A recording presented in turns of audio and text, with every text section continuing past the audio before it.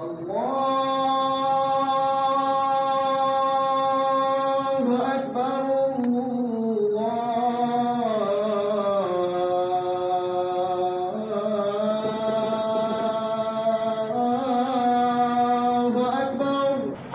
لله أسدى فضله وأولى وأعظم خيره فنعم المولى له الحمد في الآخرة والأولى وأشهد أن لا إله إلا الله وحده لا شريك له وأشهد أن سيدنا وأديمنا وحبيبنا محمد رسول الله وخليله مصطفى بلغ رسالة وآدى الأمانة وبعد فاتقوا الله عباد الله فاتقوا الله تعالى يقول يا أيها الذين آمنوا اتقوا الله وقولوا قولا سديدا يصلح لكم أعمالكم ويغفر لكم ذنوبكم ومن يطع الله ورسوله فقد فاز فوزا عظيما. أيها المسلمون وجاج بيت الله لمرضاته ويسر لكم تعرض لفهاته فاستقيموا على أمره وليحذر المسلم أن يلوس صهيقته بيضاء. قال تعالى ولا تكونوا كالتي نقضت غزلها من بعد قوة أنكاثا وإن من أولى ما يوصى به المسلم بعد التقوى ما أوصى به النبي صلى الله عليه وسلم. سفيان رضي الله عنه حينما قال يا رسول الله قل لي في الإسلام قول لا أسأل عنه أحد بعدك قال آمنت قل آمنت بالله ثم استقيم. وما استقام العبد فإنه معد الخطأ وتقصير لدى. قال الله عز وجل فاستقيموا إليه واستغفروه. وفي صحيحين أن النبي صلى الله عليه وسلم قال سددوا وقاربوا. بارك الله لي ولكم. La louange est pour l'unique Dieu, l'invisible, Allah. Il s'est donné le nom Allah dans le Lawhi Mahfouz. Toute chose créée en forme humaine ou matérielle ne peut pas porter le nom Allah. Il a fait de la religion de l'islam une religion qui s'adapte à des cultures. Mais le prophète de l'islam nous dit toute culture qui est en contradiction avec les principes de l'islam doit être rejetée. Père des bénédictions d'Allah sur le prophète Mohammed, le prophète illettré, ses compagnons qui furent les mérites en intégrité. Ô musulmans, mes frères, craignez Allah, qu'il soit exalté en accomplissant ce qu'il vous a ordonné et en évitant ce qu'il a interdit. Et méfiez-vous de sa colère et de son châtiment. Ô vous qui avez cru, craignez Allah et parlez avec droiture afin qu'il améliore vos actions et vous pardonne vos péchés. Quiconque obéit à Allah et à son messager obtient certes une grande réussite. Dans les deux recueils de hadiths authentiques, il est rapporté que le prophète Mohammed, qu'Allah prie sur lui et le salut, a dit: quiconque accomplit le pèlerinage de cette maison sans prononcer de propos obscènes ni commettre de turpitude reviendra en état comme le jour où sa mère l'a enfanté, c'est-à-dire étant purifié de tous les péchés. Ceci est donc la piété sur laquelle le pèlerin est éduqué Et il voit avec cette piété dans sa vie jusqu'à ce qu'il raconte Allah en pratiquant ce que piété exige concernant les ordres d'Allah et les interdictions. Chers pèlerins, choisis par Allah de cette année, vous avez eu des épreuves depuis Mina, dans les conditions dans lesquelles tous les pèlerins étaient, ajouté à la chaleur du soleil, mais vous avez enduré. Même vous êtes entêté même à suivre des conseils pour vous, en vous demandant de rester beaucoup plus dans les hôtels que d'aller souvent à Kaaba à cause du soleil et de la chaleur. Beaucoup sont tombés malades, certains sont morts qu'Allah leur accorde le paradis. L'Algérie a enregistré une cinquantaine, le Niger 23 personnes, la Côte d'Ivoire 9, nous avons perdu 2 pèlerins qu'Allah leur accorde le paradis.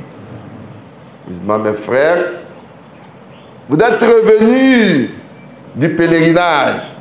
Pour certains, c'est la fête. Et cette fête rentre dans la tradition qui ne fait pas partie des rites de l'islam, mais au même moment, nous ne pouvons pas trop vous interdire, car cela encourage d'autres à accomplir ce rite. Mais sachez une chose, la plus importante, c'est des leçons à tenir du pèlerinage. Le musulman ne maudit pas souvent, il ne calomnie pas et il n'est pas de bouche, et ne prononce pas de propos obscènes. Toutes vos invocations, rappelez-les, d'être soumis complètement à Dieu dans votre vie et mener une vie pieuse où vous trouverez la tranquillité d'esprit, car Allah zikrillah tatma'innul qulub. Aucune âme n'aura de tranquillité si ce n'est que l'âme qui se rappelle beaucoup d'Allah. Ce sont quelques marques de la piété dans le pèlerinage. Le musulman doit donc s'en rappeler avec la parole d'Allah. Le puissant, le haut, Allah n'accepte, dit l'autre, que la part des pieux. Ô musulmans, pèlerins, restez donc assidus dans l'obéissance d'Allah et méfiez-vous de salir les pages blanches du livre de ses actions. Les pages blanches. Aujourd'hui, les esprits volent bas. Il n'y a pas de soubassement dans la perception des choses. L'Occident, aujourd'hui, au nom de la valeur des cultures, veut que vous les ressemblez en vous proposant des cultures contraires aux principes de l'islam. L'homosexualité devient une qualité. Méfiez-vous de tout cela et ne faites pas comme celle qui défaisait brin par brin sans grenille après l'avoir solidement filé. Et la meilleure chose que l'on puisse recommander aux musulmans après la piété est ce que le prophète Mohammed, salut sur lui, a recommandé à Sufyan ibn Abdallah.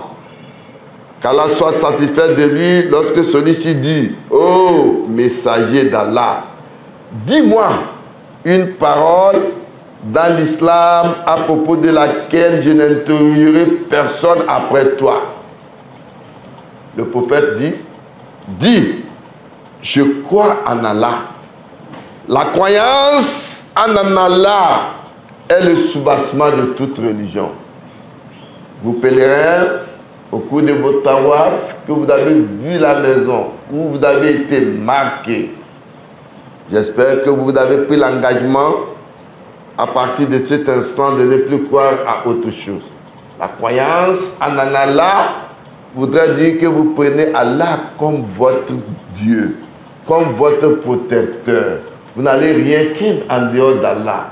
À partir de cet instant, vous menez une vie de soumission à l'islam. Vous menez une vie sans crainte. Vous n'aurez pas peur des animaux. Vous n'aurez pas peur des gens. Vous n'aurez pas peur des djinns. Vous n'avez plus peur des sorciers. Mais ne les embêtez pas. Je crois en Allah, puis rester sur le droit chemin. Le droit chemin, wa'aza sirat mustaqim. Le chemin d'Allah est trop droit. Ne prenez pas des embûches. Aujourd'hui, pour avoir des promotions, certains doivent salir des gens. Certains doivent aller faire tout cela sont des chemins d'embûches que Dieu n'aime pas. Le droit chemin, vous invoquez Allah et vous pratiquez votre religion. Chers pèlerins, ayez les meilleures qualités de bon comportement. Ayez de bonnes relations avec vos épouses, vos enfants et votre famille en ayant un cœur pur et en suivant la vérité, la justice et le droit chemin. Aux pèlerins, restez toujours sur le chemin de la droiture et soyez assidus à l'accomplissement de bonnes œuvres. De bonnes œuvres, c'est ce qui peut vous faire entrer au paradis. Comme Allah le dit, al-birr, ce qui peut vous faire entrer au paradis. Laïsa al-birru an tuwallu wujuhakum qibala al-mashriq wal-maghrib, walakin al-birra man amana billah wal yawmil akhir wal malaikati wan nabiyyina ila aya.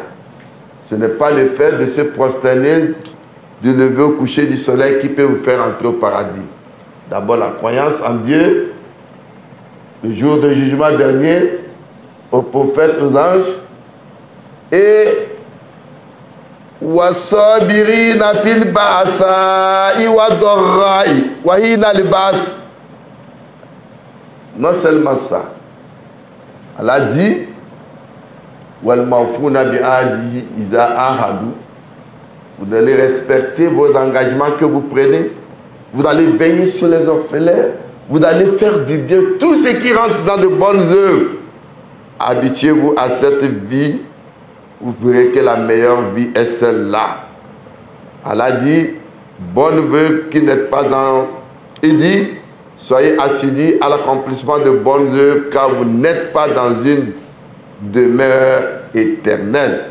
Méfiez-vous de l'ostentation car il se peut d'une grande action soit diminuée à cause de l'intention et il se peut qu'une petite action soit agrandie grâce à l'intention.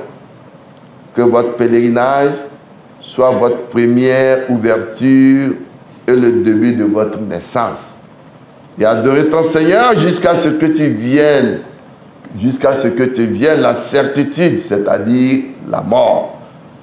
Qu'Allah accepte votre pèlerinage et votre effort, qu'il fasse que ces jours bénis reviennent sur nous pendant plusieurs années et pendant de longues périodes alors que la communauté musulmane se trouve dans sa gloire, sa dignité, dans le bien et dans la stabilité. Qu'Allah ait pitié de nous. أقول قولي هذا واستغفر الله لي ولكم ولسائر المسلمين من كل ذنب فاستغفروه واتوبوا إليه. Implorons donc la miséricorde et le pardon d'Allah pour nous qui avons été choisis pour cette année, qu'Allah fasse que les bienfaits du Hajj nous suivent jusqu'à notre mort. Nous qui avons déjà fait le Hajj, qu'Allah efface nos péchés, nous qui n'avons pas fait, qu'Allah nous compte parmi les pèlerins une fois dans notre vie. Alhamdulillah wa kafa. Summa salatu wa salamu ala ashrafil mursalin Sayyidina Muhammad wa ala alihi wa sahbihi wa sallam. Ibadallah, ittaqullaha haqqa tuqatihi wa la tamutunna illa wa antum muslimun. وقال تعالى والعصر إن الإنسان لفي خسر إلا الذين آمنوا وعملوا الصالحات وتواصوا بالحق وتواصوا بالصبر. صدق الله العظيم. Musulmans, mes frères, la culture occidentale veut s'imposer à nos propres coutumes ou cultures et à notre religion. Aujourd'hui, l'Occident, au nom de la démocratie, au nom des droits de l'homme, au nom de l'aide aux pays pauvres, vous impose une culture qui est en contradiction avec la vôtre et en contradiction avec votre religion. Cette terre, en tant que musulman, vous devenez complice et vous allez répondre le jour de Kiyama. Aujourd'hui, l'homosexualité qui, au temps de Lut, Walut, Iskol aliqawmihi atatuna lifahishata ma sabaqakum fiha min ahadin min al-alamin. Rappelez-vous au temps de Lut, homme, homme, homme, femme, femme, femme. Ce que Dieu, Allah le Tout-Puissant, a interdit, qui a entraîné à maudire ce peuple, aujourd'hui, l'Occident veut vous imposer comme condition de relation avec eux et vous accepter. Peut-être demain, pour voyager, on va vous obliger à accepter que l'homosexualité est un droit. Vous avez le droit de faire même l'amour un peu partout dans les rues. C'est votre droit. On va vous imposer d'enseigner la sexualité aux enfants depuis le bas âge. L'homme peut même prendre comme femme un chien. Voilà, au nom de la liberté, des droits de l'homme. Le prophète de l'islam nous met en garde contre tous ces comportements. La nudité, la femme s'expose dans la rue. Dans les rues, à Londres, vous les voyez, pump me up.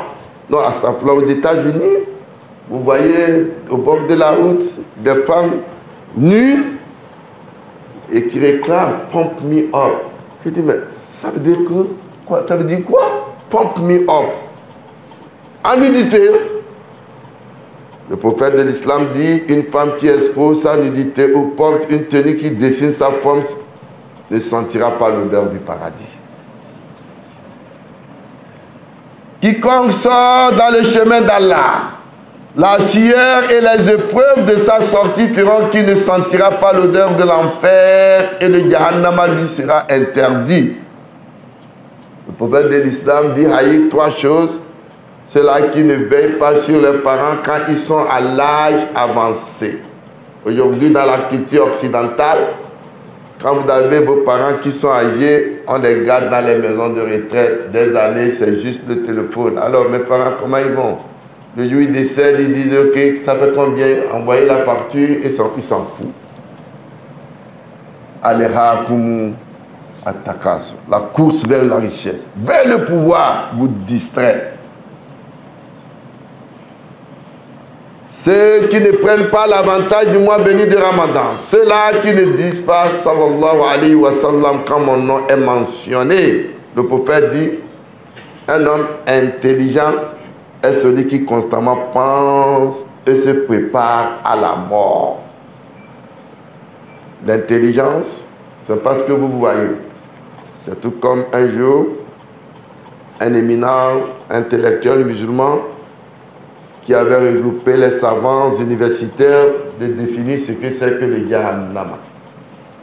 Les pages, c'est l'endroit où les religieux, ceux qui croient en Dieu, disent que quand vous mourrez, vous serez donc conduit vers parce que vous n'avez pas cru. Il dit voilà, je vous donne la définition du Coran. C'est un endroit summa la yamutu fiha wa la yahya. C'est très simple. Un endroit où vous ne serez pas en état de mort ni en état de vivant. Musulmans, mes frères, nous sommes tous interpellés à protéger la religion d'Allah. Sinon, le jour de Kiyama, nous allons tous rendre compte.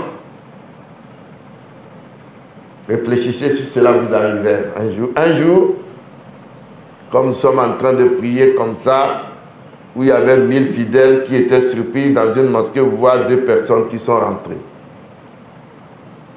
Tout à l'heure, nos frères, ils sont rentrés, ils sont venus prier avec nous. Hein. Ne les confondez pas. Les 2 personnes étaient couvertes d'un masque noir tenant en main des armes. Ils disent, quiconque veut prendre une balle à cause d'Allah n'a qu'à rester dans la masjid. Immédiatement, les fidèles ont déserté la masjid pour ne rester que l'imam et 20 fidèles, car là nous compte parmi ces imams fidèles. Les hommes armés disent, vous voulez les balles à cause d'Allah, c'est pourquoi vous êtes restés. Oui, répondit l'imam et les 20 personnes. L'un des hommes armés qui posait la question regardait l'imam et dit, oh Maulana, j'ai réussi à identifier les hypocrites. À présent, commence ton serment. Qu'Allah nous fasse miséricorde. Qu'Allah nous apporte la paix dans notre pays. Qu'Allah nous pardonne nos péchés. Et qu'Allah nous protège. Ibadallah, inna Allah ya'mur bil adli wal ihsan. Wa ita'i dhil qurba wa yanha 'anil fahsha'i wal munkari wal baghi. Ya'izukum la'allakum tadhakkarun. Chers croyants en Dieu, Allah chaque fois nous rappelle 3 choses. Il nous dit, inna Allah ya'mur bil adli. Allah vous ordonne. C'est un ordre d'Allah. Allah adl d'être toujours juste. Wal ihsan. Faire toujours de la bonté. Tous ceux qui vous sont proches, parents, amis, ceux qui sont dans les mêmes quartiers que vous, faites du bien à tout le monde. C'est une recommandation d'Allah. Allah vous interdit la fasha, la turpitude. C'est quand vous faites, vous n'êtes pas d'accord là, ne le faites pas à autrui. Ou le baghi, la persistance dans le refus de réconcilier entre frères musulmans. Allah vous recommande tout cela. Allah peut-être vous serez parmi les chanceux qu'Allah nous compte parmi eux. Kumu ila salatikum yarhamkumullah.